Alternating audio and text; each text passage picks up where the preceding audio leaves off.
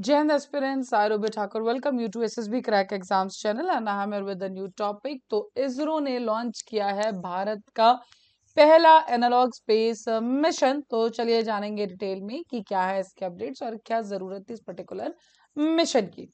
So yes, ISRO ने announcement की है कि भारत का पहला एनालॉग स्पेस मिशन जो बेसिकली स्टडी करेगा चैलेंजेस एक्स्ट्रा टेरेस्ट्रियल कंडीशंस के अंदर, और एक जो फ्यूचर हमारे स्पेस मिशन है उनको ये बहुत ज्यादा हेल्प करेगा। डन।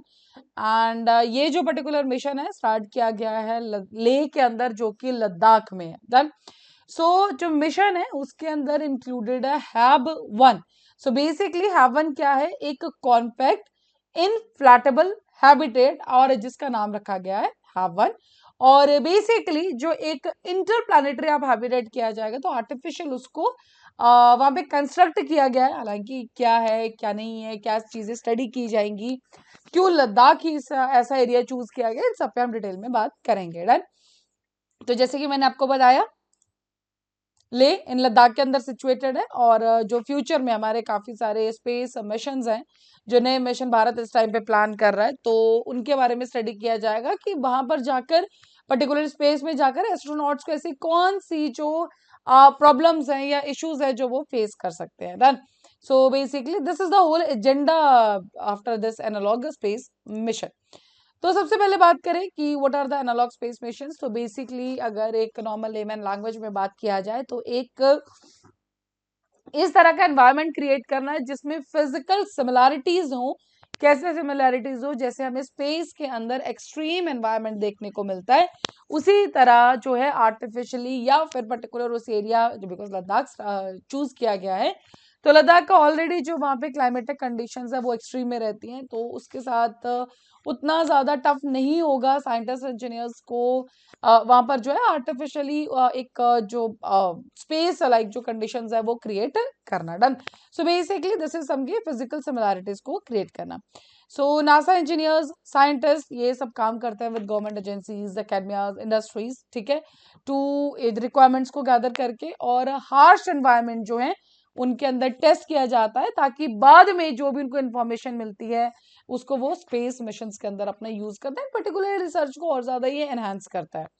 तो टेस्ट क्या किया जाएगा, नई टेक्नोलॉजीज को, रोबोटिक इक्विपमेंट्स को, व्हीकल्स को, हैबिटेट्स को, कम्युनिकेशंस को, पावर जनरेशन को, मोबिलिटी को, इंफ्रास्ट्रक्चर को और स्टोरेज को।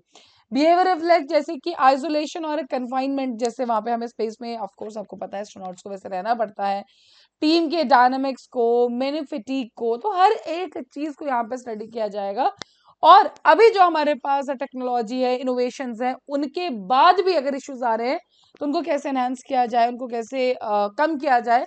डन। तो उनके लिए पर्टिकुलरली काम किया जाएगा ना। सो एनालॉग मिशन जो है स्पेस एजेंसीज को डाटा देते हैं कि हमारी स्ट्रेंथ्स क्या है, लिमिटेशंस क्या है, वैलिडिटी क्या है, and particularly here we are talking about the human robotic exploration. And because we all know कि इस पर्टिकुलर टाइम पे सबका जो फोकस है हर एक कंट्री का, that is to send the human beings to, चाहे वो हम नॉर्मली अभी मून के ऊपर बात करें या नॉर्मली हम बात करें कि स्पेस के अंदर हमें ह्यूमन बींग को भेजना है, या फिर तो इन सब चीजों के लिए जैसे एक ह्यूमन बींग की जो आपकी लाइफ है that is very much important. So आप ऐसे ही तो नहीं भेज सकते, of course you can't risk them out. Done. तो फॉर दैट पर्टिकुलर रीजन ये जो एनालॉग स्पेस मिशन क्रिएट किया गया, this will be of a great help for sure. ना बात करें मिशन के बारे में, तो ये एक कोलैबोरेटिव एंडेवर है किस किस के बीच में।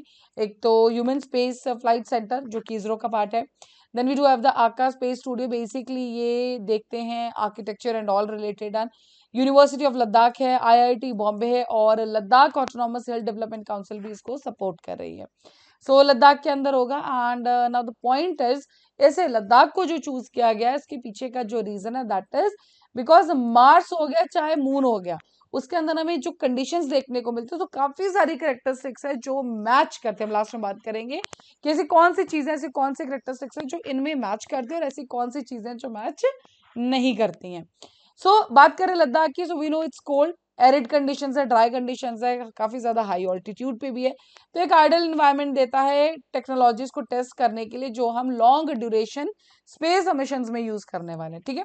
सो इनिशिएटिव जो, जैसे कि मैंने आपको बताया, जो भी हमारे फ्यूचर में ह्यूमन स्पेस फ्लाइट्स है ठीक है, उनके लिए पर्टिकुलरली हम चाहते हैं, जैसे आप जानते हैं गगनयान प्रोग्राम के अंदर, ठीक है, तो एस्ट्रोनॉट को हम स्पेस के अंदर भेजना चाहते हैं।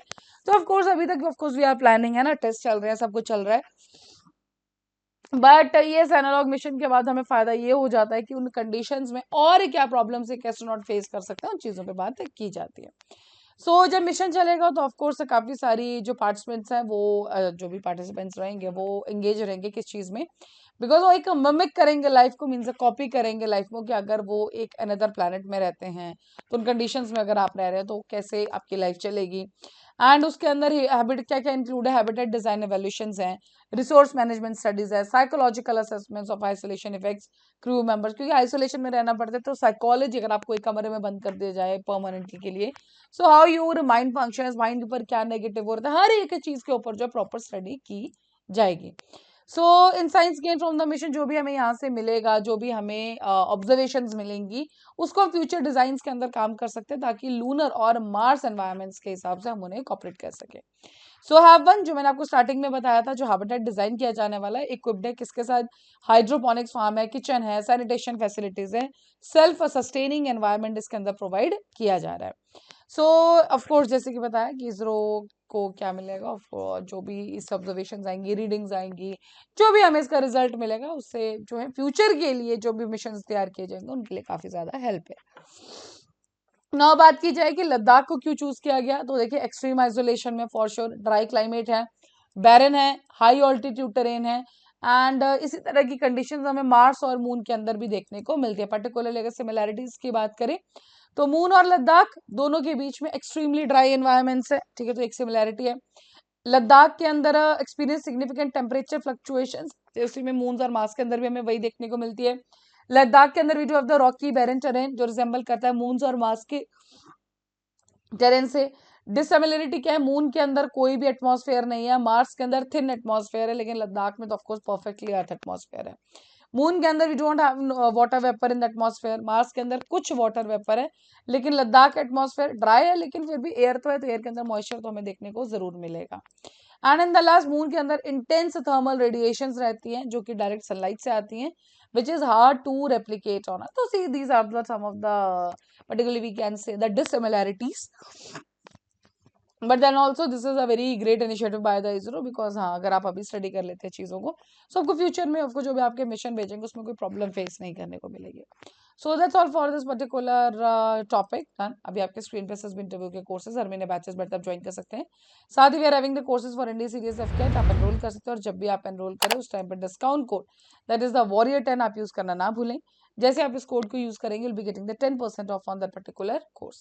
So that's all for the day. Thank you so much for watching this video lecture. जय हिंद, जय भारत। अगर आप एक डिफेंस एस्पिरेंट हैं और SSB interview, NDA, CDS, AFCAT जैसे एग्जाम्स के लिए प्रिपेयर कर रहे हैं तो आप एसएसबी क्रैक एग्जाम्स के कोर्स को चेक करना ना भूलें। आप हमारी लर्निंग एप्लीकेशन को गूगल प्ले स्टोर से भी डाउनलोड कर सकते हैं।